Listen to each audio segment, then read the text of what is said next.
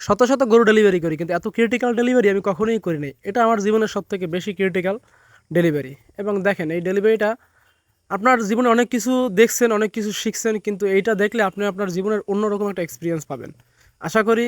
এবং ভিডিওটা দেখলে আপনি অনেক কিছু বুঝতে পারবেন এবং গরু ডেলিভারি সম্বন্ধে অনেক কিছু জানতে পারবেন।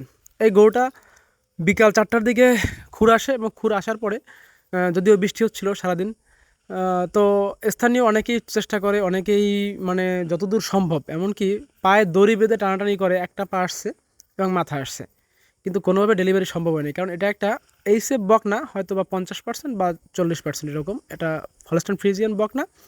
এবং এটা একটা হলস্টাইন ফ্রিজিয়ান বীজ দেওয়া, আমি জানি না কোন ডাক্তার দিয়েছে, তবে যে ডাক্তার দিয়েছে অনেক পার্সেন্টেজ, হাই পার্সেন্টেজের বীজ দিয়েছে, যদিও গরু অত্যন্ত ছোট তারপরেও।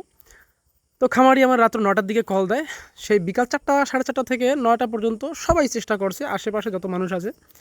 তো আমার যখন কল দেয় আমি তখন দ্রুত চলে যাই এবং দ্রুত গিয়ে দেখি গরুর মাথা আছে, একটা পা আছে, কিন্তু গরুর 2টা পা নাই এবং গরুর ভিতরে হাত যাচ্ছে না। এবং এত মানে ছোট জায়গা বা এত ছোট জায়গা গরুর জরায়ুর ভিতরে, যে ওইখান থেকে অত বড় বাচ্চা কখনোই আনা সম্ভব ছিল না। এবং যেটা আমার জন্য অত্যন্ত ক্রিটিক্যাল হয়। এবং গিয়ে দেখে তো আমি বললাম প্রথমে যে হয়তো বা গাভীর বাচ্চা মারা গেছে। তো আমি বললাম গাভীর বাচ্চা মারা গেছে, গাভীটা বাঁচাই রাখো। গাভী শুয়ে আর উঠতেছে না এবং সেই বিকাল থেকে প্রায় 4-5 ঘন্টা টানাটানি করছে, যে যা পারছে যে যার মতো। তো পরবর্তীতে আমি হাত দিলাম বইলা, এবং হাত দিয়ে পরে দেখলাম কি, যে হ্যাঁ গাভীর বাচ্চা আসছে, কিন্তু একটা পা উল্টানো, একটা পা ঘাড়ের উপর থেকে আসছে, যে কারণে ওই ঘাড়ের উপরের পাটায় সব থেকে বেশি বেজে যাচ্ছে। এবং বাচ্চা এত বড় যে দেখেন আমার পিছনে 3-4 জন লোক দাঁড়ানো, তাদের পায়ের সাথে ভর দিয়ে আমি পুরো মানে আমি যদি পারতাম, মানে এরকম একটা অবস্থা যে আমি ওই গরুর ভিতর ঢুকে যেতাম এরকম, এত জোর দেওয়া লাগতেছিল। এবং এইখানে যে দুই পায়ের যে মাঝখানের জায়গা, এই জায়গাটায় দিয়ে বাছুরটা পাস হচ্ছিল না, এত বড় বাচ্চা এবং এত ছোট জায়গা। তো মানে আমার মানে জামা প্যান্ট খুলে দিয়ে আমি মানে চেষ্টায় যতদূর সম্ভব আমি এত ডেলিভারি করি, এত কঠিন ডেলিভারি আমি কখনোই পাইনি। এবং এরপর দেখি যে হ্যাঁ গাভী উল্টাইলাম, আপনারা একটু আগে দেখছেন গাভী এভাবে উল্টাইছি, ওভাবে উল্টাইছি, গাভী উঠাইছি, হাঁটাইছি, হাঁটাই পরবর্তী আবার শোয়াইছি। এবং এটা দীর্ঘ সময়, মানে প্রায় আমার 2.5 থেকে 3 ঘন্টা সময় লাগছে। এবং জরায়ু মুখ খোলার জন্য যে ইঞ্জেকশন দেবো, কিন্তু যে মুখ তো জরায়ুর খোলা, 2 পার ভিতরে এত ফাঁকা কম, যেখানে আসলে কিছু করার নেই, এরকম একটা অবস্থা। কিছু করার নেই, যে পায়ের ফাঁকা তো আর বাড়ানো সম্ভব না, যত বড় ইঞ্জেকশন দেওয়া হোক আর যা কিছু দেওয়া হোক। জরায়ুর মুখ বড় বানানো সম্ভব, কিন্তু পায়ের ফাঁকা তো বড় করা সম্ভব না। তো পরবর্তীতে আমি ওই ভিতর থেকে হাত দিয়ে অনেক কষ্টের পরে, মানে যেটা কষ্ট আসলে যারা এখানে ছিল তারা জানে যে এইটা আসলে কত কষ্টের ডেলিভারি ছিল।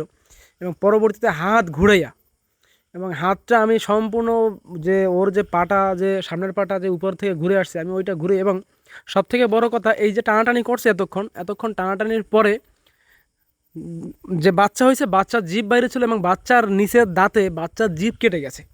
এবং পরবর্তী আপনি দেখেন যে আমি আর হাতে বল পাইতেছিলাম, তখন আরেকজনের বললাম ভাই আমার হাতটা ধরে, এই দেখেন জিব্বাটা দেখা যায়, এই জিব্বাটা মুখের বাইরে ছিল আগেই, এবং জিব্বাটার তল কেটে গেছে, এবং তল কেটে রক্তাক্ত হয়ে গেছে, এবং ওই বাচ্চার দাঁতেই মানে এত টানাটানি হয়েছে। তো আমি প্রথমেই বুঝতেছিলাম যে বাচ্চাটার অবস্থা খুবই খারাপ এবং বাচ্চাটা হয়তো বা বাঁচবে না, আমার এটা নিজের কাছেও মনে হচ্ছিল যে বাচ্চাটা হয়তো বাঁচবে না। এবং আমার যতটুকু সম্ভব এবং উপরওয়ালার ডাইকা, যে আমি মানে এত ক্রিটিক্যাল জায়গা, এবং সব থেকে আমি একটা উপকার হয়েছি, আমার হাতটা চিকুন, চিকুন হওয়ার কারণে আমি হাত ঢুকাইতে পারছি। কিন্তু অনেকে ওখানে হাতের চেষ্টা করছে, কিন্তু কেউ হাত ঢুকাইতে পারে না ভিতরে, কারণ মাথা এত বড় এবং পা এত বড়, যে ওই 2 পায়ের যে চাপিল জায়গা দিয়ে হাত আর ভিতরে দেওয়ার মতো কোনো পজিশন ছিল না। তো যেহেতু আমার হাত চিকুন, সেহেতু আমি ঢুকাইতে পারছি। এবং পরবর্তীতে আমি পাটা ঘুরে নিয়ে আসছি, নিয়ে এসে আমি একটা দড়ি বাঁধলাম। এবং দড়ি বাঁধার পরে আমি বললাম যে আমার আসলে গায়ে কোনো শক্তি নাই, আমি এতক্ষণ দেখেন ধুলা মাটি মাইকা ডাইকা। তো পরবর্তীতে বললাম যে আসেন 2-3 জন, এবং পরবর্তীতে আমার সাথে 2-3 জন আসলো। এখন এই মনে করেন 4 জন আমরা যুবন মানুষ, এবং 4 জনে মিলে আমরা ডেলিভারি করতেছি, যে এত টান দিতেছিলাম কিন্তু টানে বাচ্চা আসতেছিল না, এবং বাচ্চা আসার কোনো পজিশন নাই। এবং দেখেন বাচ্চার স্বাভাবিকত মাথা বের হয়ে গেলে তাহলে বাচ্চার ডেলিভারিতে সময় লাগে না, কিন্তু এটা যখন মাথাটা বের হয়ে গেল, পিছনের দ্বার মানে পিছনের বাচ্চার যে পিছনের পার্ট, পিছনের 2 পা আর আসতেছিল না, তখন দেখেন গাবি ধরছে 3 জনে, এবং আমরা পিছন থেকে 4 জনে টানাটানি করতেছি, মানে 4 জনে টানতেছি, তাও দেখতেছি যে কোনো কিছু না। তবে হ্যাঁ, গরুর জরায়ু কিন্তু বড় আছে, মানে জরায়ু ছেড়ে নাই বা জরায়ু ছেঁড়ার মতো হয় নাই, গরুর জরায়ু যথেষ্ট বড় আছে, কিন্তু ভিতরের হাড়টা চাপিল, এই কারণে বাচ্চা আর বাইরে ছিল না। এবং দেখেন আসলে খামারি কতটা বিপদে ছিল এটা আপনি কখনো কল্পনা করতে পারবেন না। দেখেন আমরা 4-5 জন, পিছনে 4 জন, সামনে 3 জন টানতেছি, এত জোরে টানতেছি, তাও গরু কোনোভাবেই ডেলিভারি হচ্ছে না, এবং এটা কতটা কষ্টসাধ্য, খামারি কান্না করে দিয়েছে, আশেপাশে যারা ছিল সবাই কান্না করছে। এবং সত্যি কথা বলতে আমার এই ডেলিভারি থেকে এত কষ্টের পরে আমার যে পরিমাণ অর্থ দিয়েছে, আমার জীবনে এত পরিমাণ অর্থ আমি কখনো কোনো ভিডিও মানে গরু ডেলিভারি করে নেই। তারা যা দিয়েছে তার থেকে আমি ফিরিয়ে দিয়েছি। মানে আসলে কিছু কিছু বিষয় দেখেন, বাচ্চাটা এত বড়, এবং দেখেন গরুর থেকে বাচ্চাটা বড়, দেখেন বাচ্চাটা কত বড়, এবং বাচ্চাটা যখন টেনে ডেলিভারি করলাম, ডেলিভারির পরে বাচ্চার শ্বাস নাই, কিন্তু এরপরে আমি আমার যতদূর সম্ভব আমার প্র্যাকটিক্যাল জ্ঞানে মুখের ভিতর মুখ দিয়ে ফু দিয়ে, এবং যাতে হৃদস্পন্দন হয় বুকে চাপ দিয়ে, যতদূর সম্ভব আমি সর্বোচ্চ চেষ্টা করছি যাতে বাচ্চারা বেঁচে থাকে। এবং আমি মনে হয় প্রায় 10 মিনিট ধরে এভাবে ফু দিছি এবং হার্ট পাম্পস দিছি যাতে বাচ্চাটার শ্বাসটা ফেরে। কিন্তু আসলে কি দেখেন, এত কষ্ট করে ডেলিভারি করলাম, যদি বাচ্চাটা মারা যায় এর থেকে কষ্টের আসলে কিছু হয় না। কিন্তু আমার উপরওয়ালার মানে অনেক দোয়া আশীর্বাদ ছিল, যে কারণে বাচ্চাটা হয়তো বেঁচে ছিল, এবং আমি যতদূর সম্ভব চেষ্টা করলাম। আমার কাজগুলো যদি আপনাদের ভালো লেগে থাকে তাহলে অবশ্যই লাইক কমেন্ট করে ফলো দিয়ে পাশে থাকবেন। অসংখ্য ধন্যবাদ।